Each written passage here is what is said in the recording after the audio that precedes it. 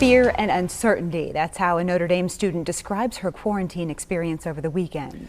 Here's a look at the Notre Dame dashboard, which tracks coronavirus cases on campus. The university is reporting 222 cases right now, up 73 from yesterday. Operation Education reporter Tolly Taylor broke the story Monday, how some students said they were struggling to get tested. And tonight he's talking with a student who was quarantined. That student claims that process was anything but transparent. Tolly, this has been a confusing experience for her. She might say that's an understatement. From a complicated testing process to having to get her parents involved to get her food, to uncertainty about how long she'll be kept in quarantine, the student says she's still searching for answers. It's like kind of scary being here alone without any information. When this Notre Dame student woke up Saturday morning with a fever of 101.7, she says her first thought was to use on-campus testing to find out if she has coronavirus. By the time I spoke to her in quarantine on Sunday evening, she had more questions than answers. My number one thing is they did not tell me how long I'm going to be here for. She says she filled out Notre Dame's daily wellness check when she woke up Saturday and received a red pass. That means you get a direct phone number for the campus COVID hotline, and she started calling it right away. After more than 2 hours of calling, she got through to a nurse at 1:18 Saturday afternoon. Someone's going to call you later today. And I was like, okay, perfect. No one called me. She says she woke up Sunday and still had a fever, so she started calling again. But no one picked up, so she made an appointment at a Rite Aid in Niles. She kept calling Notre Dame and eventually got through. And she was like, oh, actually we don't do rapid testing. Our turnaround time is 2 to 5 days. That information isn't in line with what Notre Dame Vice President Paul Brown told me on Friday. Test results tend to be turned around quickly, within a day or two. The student says after speaking with a Notre Dame nurse, she planned to get tested in Niles. But a Notre Dame doctor called her a few minutes later and told her she could get a rapid test at 12:30 on Sunday. I was just shocked because the lady earlier had told me that they couldn't do that. She says the doctor told her, based on her symptoms, she should expect to test positive and be quarantined. So my roommate was just suggested, pack a bag in case. She packed school books and one change of clothes and went to the Notre Dame on-campus testing site where she tested positive. There was a room that they had and there was a bunch of chairs and it was already filled with people. It was everyone who tested positive. She sat there for about an hour when someone gave her an envelope with a key and apartment number. They also gave her a clear plastic bag. This is the bag I was handed. It was 2 bottles of water, some salt packets, and Tylenol, and tissues. She says the bag also contained pamphlets like this one, instructing students about resiliency through tough times, spiritual well-being, emotional well-being, and for some reason, a parking pass. She was then taken with 2 other students who tested positive in a van like this one. The driver wore protective gear and drove them to the Foundry lofts and apartments for quarantine. I figured out which apartment was mine. I came in, there's nothing here. There's no food. Her first call, she says, was to her parents. My dad actually called the university and was like, excuse me, there's no food here. What's going on? She says she arrived in the apartment at 2:30, and even after her father called the university, it took until 8:20 for her food to be delivered. That delay in response and the lack of communication from the university has her frustrated. And I just feel like the university is not doing a great job of being transparent with us. I reached out to Brown again on Monday, Tuesday, and today after my Sunday interview with this student. He responded today with this statement. The university has a team dedicated to monitoring the students in isolation and quarantine to make sure they are receiving food deliveries, any maintenance issues are addressed, etc. The student says the apartment has no dishes to cook with and no utensils or plates. There's attention to detail in some ways. There's a small bottle of shampoo in the shower, but not in others, like the fact that there's no shower curtain. Wow, Tolly, you did get an update from the student today, though. She's now learned she'll be in the apartment for 10 days, and the issues with food delivery have continued. She says Notre Dame's COVID response unit didn't deliver food until around 3 p.m. Monday afternoon, and she never received dinner that night. Since Sunday, the 2 bags of food she's received from the university had disposable utensils, but the sandwiches have all had meat, even though an official told her they marked her as a vegetarian. The central theme, she says, is that everything is, quote, incredibly disorganized. And we hope she gets better as well. Tolly, thank you. I asked Notre Dame Vice President Paul Brown about the seniors' experience. This student was refused a test despite being in close contact with 2 Well, people. yeah, okay, so let me stop you there. The close contact is in the judgment of medical experts. But the senior tells me the nurse never asked him how long he was with the two people who tested positive, or how close he got to them. If she had, he would have told her, for instance, that he spent about 15 hours less than 6 feet away from his girlfriend Monday and Tuesday, and they spent the night in the same bed. So I'm here in my apartment quarantining because there was no real directive. He went on to tell me the contact tracers called his girlfriend on Saturday, 5 days after she tested positive, and she told them about the time with her boyfriend on Monday and Tuesday. As of today, the senior has still not heard from contact tracers. We'll look into those cases where students feel they haven't received the proper information. This graduate student tells me she woke up Thursday morning feeling terrible, with a headache, a dry cough, a fever over 99, chills, and nausea. She says she called the COVID hotline twice Thursday morning. After leaving voice messages and just trying to maintain in contact, no one has gotten in touch with me. I read the grad student a June 15th email from Father Jenkins, in which he promises that when students arrive on campus, all of our initiatives related to prevention, testing, will be fully operational. I think the phrase fully operational is just completely erroneous. Fear and uncertainty, that's how She saw my story last Wednesday about a Notre Dame student who tested positive for coronavirus being quarantined at the Foundry. My mom was so mad. She says she woke up Thursday to several calls and texts from her mom and boyfriend telling her to be careful.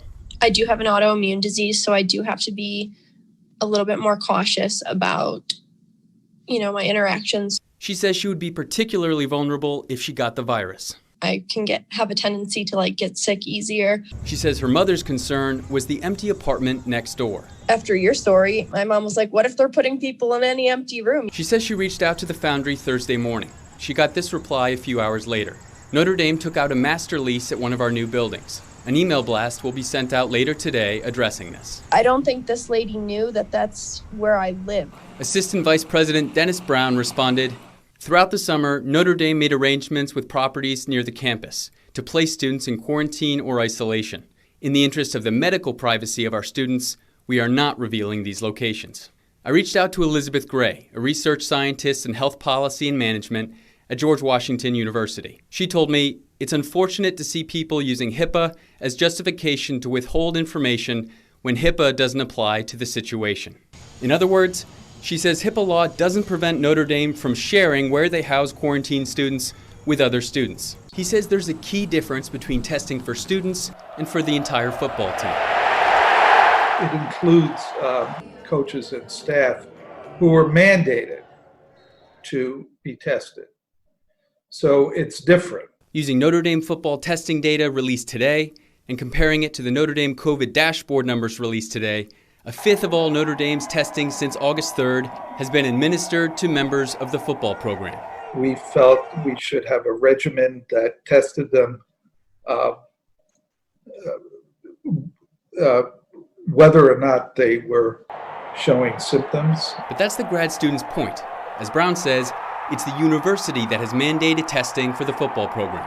So why can't you make the students mandated for tests? Looking at the ACC's July 29th report, in the sport of football, all members of the football team shall be tested each week, beginning with the week of the first competition against an opposing team. For Notre Dame, the ACC's testing mandate doesn't take effect until September. So the decision to test the football program frequently is the university's as of right now, not an ACC requirement. Because of the way the university tests the football program, the message to him is clear. The administration cares a lot more about the functioning and health of the football team than it does the health and safety of its most vulnerable students. Every faculty member I spoke to referred back to Notre Dame President John Jenkins' May 26th op-ed in the New York Times. The differences came in the ways they talked about it.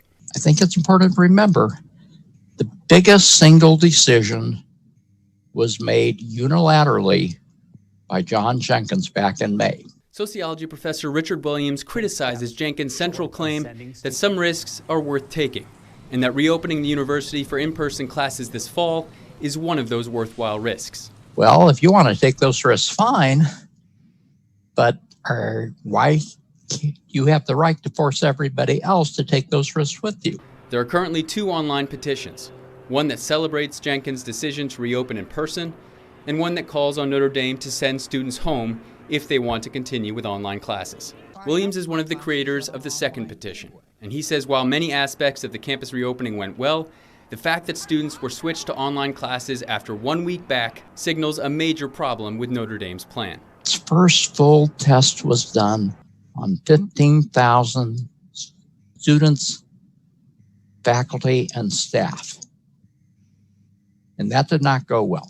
The university's policy and goal is to provide live in-person instruction to our students, and it strikes me that having that as the baseline makes good sense. When Notre Dame President Reverend John Jenkins, seen here, attended the Rose Garden nomination ceremony for Judge Amy Coney Barrett on Saturday, his decision to not wear a mask set off a social media firestorm at Notre Dame. Do you want him to be forced to resign because of this?